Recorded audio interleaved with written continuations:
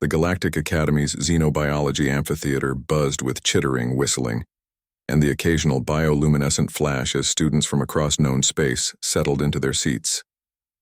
Today's practical examination was simple enough. Demonstrate the domestication capabilities of one species by presenting a tamed creature from their homeworld. Elsa smoothed her academy uniform nervously, her fingers trembling as she checked the environmental containment unit one more time. Inside, curled peacefully in a bed of synthetic moss, was her contribution. A Terran animal her people called a dog. Specifically, a German shepherd named Apollo. She had raised him from a puppy, and he was as gentle as summer rain, at least by human standards. Attention, students, Professor Zixthar announced, his crystalline form refracting the amphitheater's lights into rainbow patterns across the walls. The silicate scholar was renowned throughout the galaxy for his expertise in cross-species behavioral studies. Today, you will demonstrate not only your species' capacity for domestication, but your personal bond with another living creature. This exercise reveals much about a civilization's evolutionary path and social complexity. The first student, a glimmerwing from the Andromeda satellites, released a floating jellyfish-like creature that changed colors in response to its master's emotional state. The amphitheater murmured approval. Next came a crenarian with a six-legged arthropod that performed complex mathematical calculations by tapping its legs in sequence. Impressive, though the creature's dead, multifaceted eyes suggested limited emotional capacity. Then it was Elsa's turn. She stood, her heart hammering against her ribs, and deactivated the containment field. Apollo bounded out immediately, his tail wagging with such enthusiasm that several nearby students flinched. To them, the display of fangs, even in a friendly pant, and the powerful musculature of a predator bred for centuries to guard and protect, was terrifying. "This is Apollo," Elsa said, her voice carrying across the amphitheater with more confidence than she felt. "He's a Canis familiaris, domesticated by humans over 15,000 Earth years ago, from apex predators called wolves." A collective gasp rippled through the audience. "Apex predators? Domesticated?" "Sit," Elsa commanded gently. Apollo sat immediately, his intelligent brown eyes fixed adoringly on her face. Professor Zixthar's crystalline form shifted, reflecting curiosity. "Fascinating. And what purpose does this creature serve? Calculation? Environmental monitoring? Therapeutic color display?" "Companionship mostly," Elsa admitted, though his ancestors were bred for protection, hunting, and herding. Humans domesticated dogs before we developed agriculture, before we built permanent settlements. They were our first friends in the universe. Before the professor could respond, the amphitheater doors burst open with a hiss of pressurized air. Leo strode in, late as usual, his human features arranged in an apologetic grin that did nothing to hide the mischief dancing in his green eyes. But it wasn't Leo that captured everyone's attention. It was what followed him on a heavy titanium chain. The creature was massive, easily 3 meters long, with scales that seemed to absorb light rather than reflect it. Its head was all angles and teeth with eyes that burned with predatory intelligence. It moved with the fluid grace of a born killer, muscles rippling beneath armored skin. Each breath from its nostrils came out as a low, rumbling growl that vibrated through the amphitheater's floor. "Sorry I'm late, Professor," Leo called out cheerfully, seemingly oblivious to the fact that half the class had already activated personal shield generators. Traffic was murder. "Anyway, this is Reaper." "What?" Professor Zixthar's voice had lost all its melodious quality, becoming sharp and brittle. "Is that? Oh, this. This is a Komodo dragon. Well, technically a genetically enhanced Komodo dragon. My family's been breeding them for combat sports, totally legal in the outer colonies, and Reaper here is the gentlest of the bunch." Reaper chose that moment to fix his gaze on the professor, tongue flicking out to taste the air. The ancient predatory calculation in those eyes suggested he was determining whether the crystalline being was edible.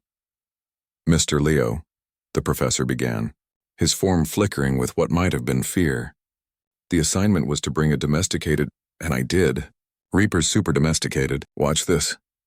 Leo reached into his pack and pulled out what looked disturbingly like a raw steak.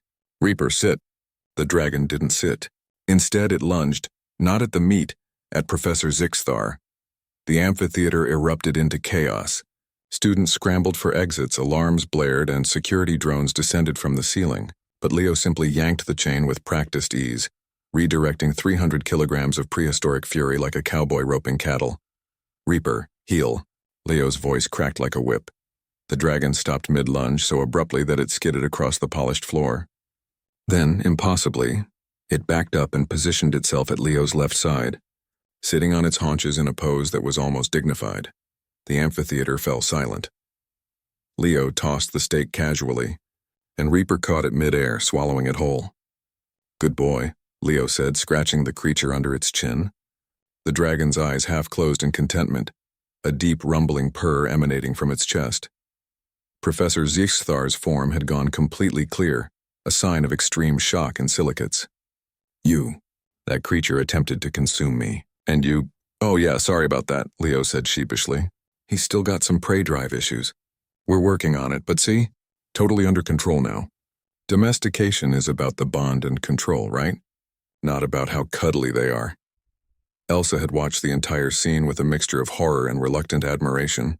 This was so typically human, taking something that should never be tamed and taming it anyway, just because they could. "Let me get this straight," Professor Zichthar said slowly, his academic composure gradually returning. "Your species, both of you. You take apex predators, creatures designed by evolution to kill, and you make them into companions." Elsa and Leo exchanged glances, then shrugged in unison. "Pretty much," Elsa confirmed. "Humans have this thing about befriending dangerous creatures.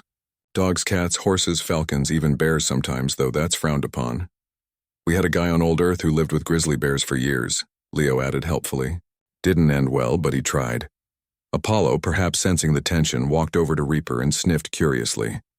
The dragon lowered its massive head, and the two creatures, separated by millions of years of evolution, touched noses in an interspecies greeting that sent murmurs of disbelief through the amphitheater. Professor Zichthar watched this interaction with all the focus of a scientist witnessing something that shouldn't be possible. Finally he spoke, his voice carrying across the now quiet amphitheater. "Class, what we are witnessing here is perhaps the most terrifying and remarkable aspect of human evolution. They do not domesticate creatures out of necessity alone. They do it because they believe almost anything can be a friend. They look at a predator and see not a threat to be eliminated, but a potential companion to be understood." He turned to face Leo and Elsa directly. "This is why humans are both the most dangerous and most trustworthy species in the Galactic Federation. They will try to befriend you, even if you are designed to be their natural enemy. They will extend trust to beings that should not be trusted, and somehow, impossibly, they make it work." The professor paused, his crystalline form shifting through colors. "Both of you receive perfect marks. But Mr. Leo, please ensure your domesticated beast does not attempt to eat any more faculty members." Leo grinned and gave a casual salute. "Will do, Professor." As the class dispersed, students giving Reaper a wide berth while stopping to pet Apollo, Elsa walked alongside Leo toward the exit. "You know you almost gave the professor a heart attack, right? Assuming silicates have hearts." Leo shrugged. Reaper's chain wrapped casually around his hand. "Nah, Reaper wasn't really going to eat him, probably. Maybe 70-30 odds." Elsa laughed despite herself. This was humanity in a nutshell, bonding with predators, pushing boundaries, and somehow making the galaxy a more interesting place in the process. Behind them, Professor Zichthar watched the two humans leave, one with mankind's oldest friend, the other with a barely controlled prehistoric monster. He made a note in his datapad. Recommendation: never assign humans to xenobiology practicals involving their native fauna. Stress levels intolerable. Educational value immeasurable. And somewhere in the vast expanse of space, the galaxy continued to learn what humanity had always known, that the line between wild and tamed, between danger and friendship, was simply a matter of perspective, courage, and an inexplicable human optimism that anything with teeth could learn to smile.